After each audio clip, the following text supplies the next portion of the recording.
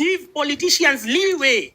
Well, even you, your own brother, wewe, your own sister akikukasirisha hivi unamnyamazia, unamblock kwa simu, your own husband, your own boyfriend. You're so shrewd.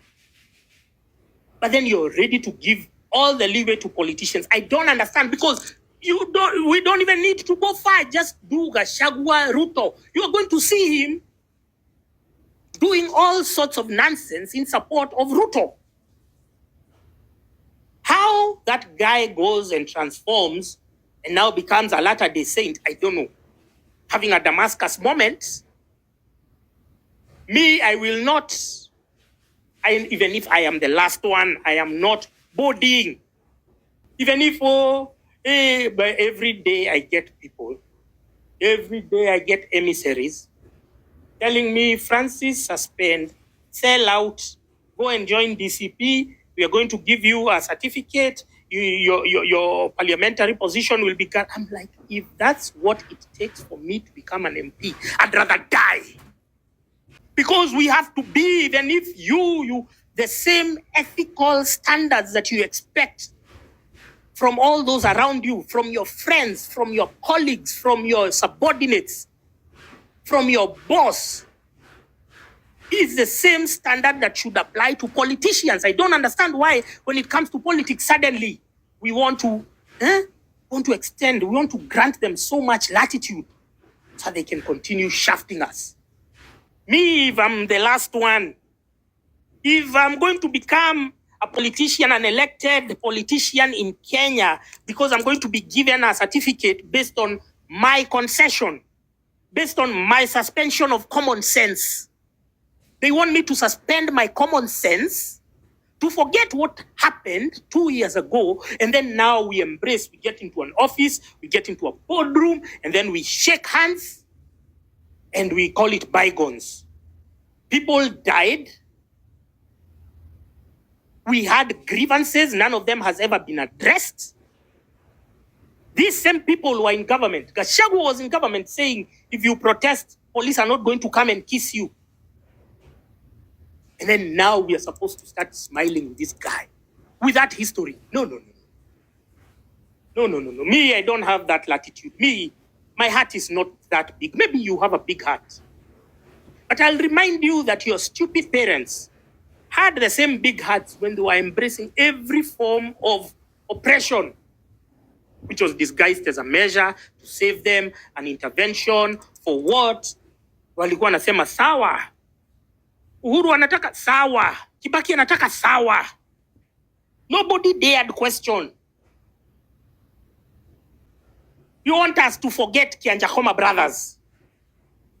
Unataka tusahau. You want us to forget how many people were killed during COVID. Siwezi sahau. Kama wewe utasahau, ni wewe na bibi yako.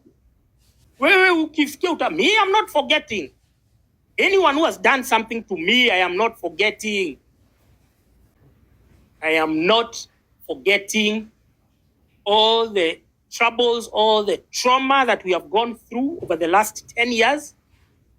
We have seen businesses collapse, all because of government state-sponsored encroachment, all because of regulatory impositions.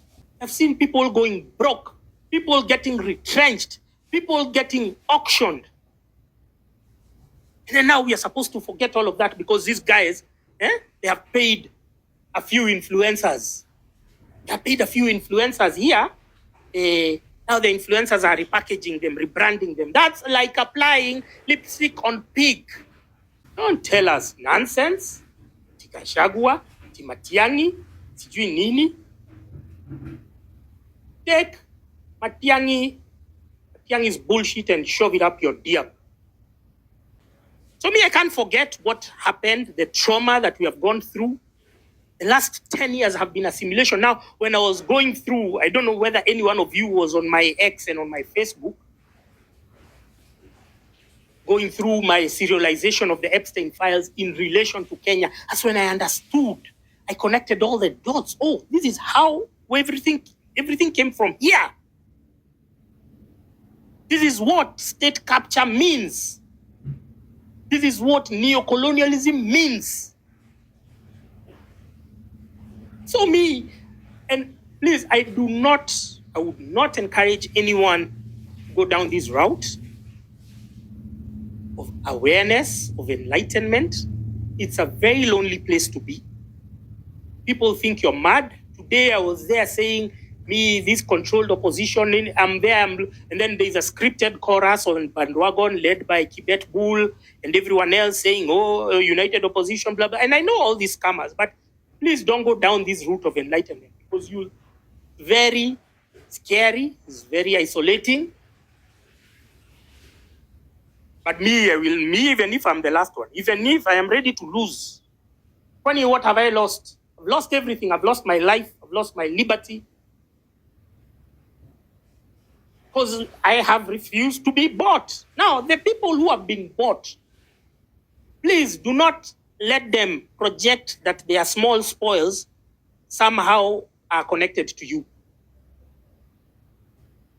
That money they've been given themselves. But when this movement started, it wasn't about, sijui twende mashakaya, nimeona Gen Z body. Nimemuona hapo anaenda ati mashakaya kwa Onyonka. You think Onyonka will ever come to your place when somebody of you has died? Instead of you going mashakaya ya vijana wenye wamekufa ma Gen Z. You see the problem of ruralism, problem of rural-bred retarded bastards is being starstruck with politicians. Because you only started talking with these guys the other day. You are starstruck. You think they are very important people.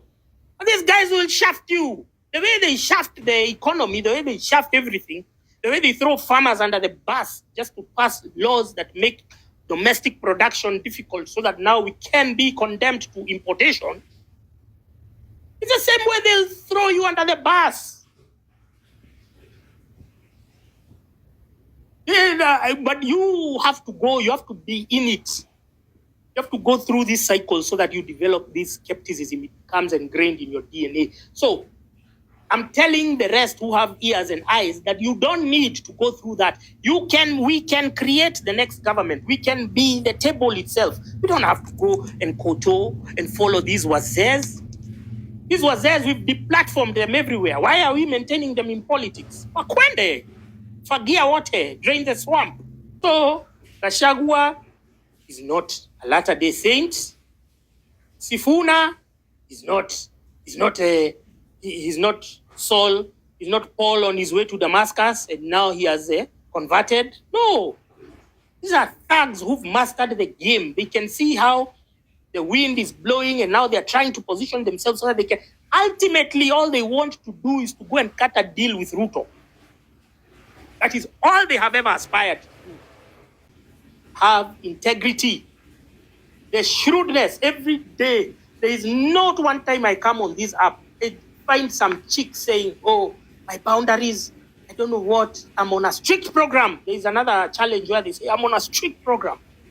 How they are very shrewd dealing with their partner, especially men. But the same women would extend all the latitude, all the leeway to politicians. No, don't be part of that.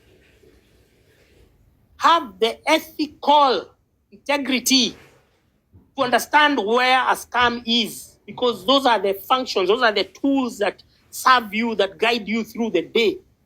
Every day you meet a potential scammer in your DMs. There's somebody who wants to just meet you, another one wants to dish you, another one wants to scam you, but you are able to sift through and angalia, hey, okay, I'll answer to this one, I won't answer to this one, blah, blah, blah.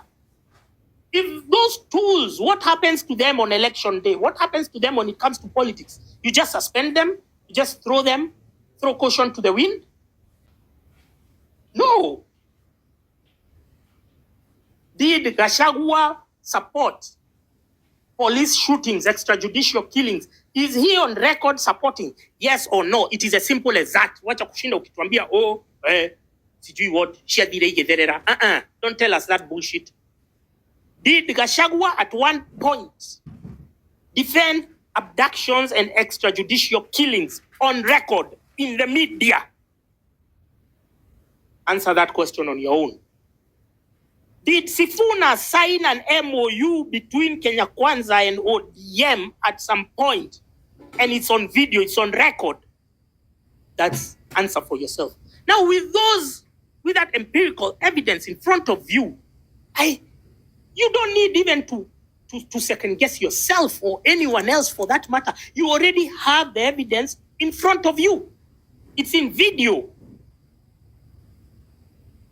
There is a hoodrat there called Eva saying, I'm two-term because napinga opposition. You see, this is the stupidity of the human mind. Yeah? There's a song by Jay-Z called Venus versus Mars. And then she says, and then he sings, Shorty, he just says, I used to love Coke, me, I love Pepsi. So in your mind, you think you're buying two different products, Coke and Pepsi. But if you look at the shareholding, is BlackRock, Vanguard, State Street, the three companies that own all the corporates in the world. But you, in your mind, you're thinking you're on Jay-Z's lyrics, Venus versus Mars. Every product, if you look, is owned, the end beneficiary, the main shareholder, is always BlackRock, Vanguard, State Street. So Eva over here thinks that criticizing opposition is inversely endorsing Ruto. You don't understand that both these associations or coalitions or whatever loose name you want to fling at them are one and the same thing. Gachagua was in government. How can you accuse me of supporting Ruto? Show me a photo of me and Ruto. Show me. Because me, I'll show you photos of Gachagua. I'll show you photos of Sifuna with Ruto. I'll show you photos of Justin Muturi with Ruto. I'll show you photos of Martha Karua with Ruto. I'll show you photos of Matiang'I with Ruto. Show me out of the last 40 years of my existence. Show me one photo with Ruto.